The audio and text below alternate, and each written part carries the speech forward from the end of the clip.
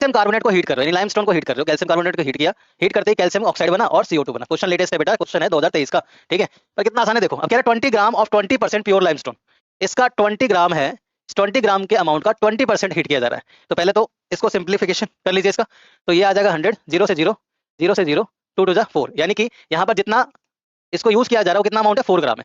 और पूछा क्या है आपसे, पूछा क्या, the right option for the mass of CO2 produce, कितना मास ऑफ CO2 प्रोड्यूस होगा ये पूछा है आपसे, ठीक है, कितना मास ऑफ CO2 प्रोड्यूस होगा ये पूछा है ना आसान, है ना आसान।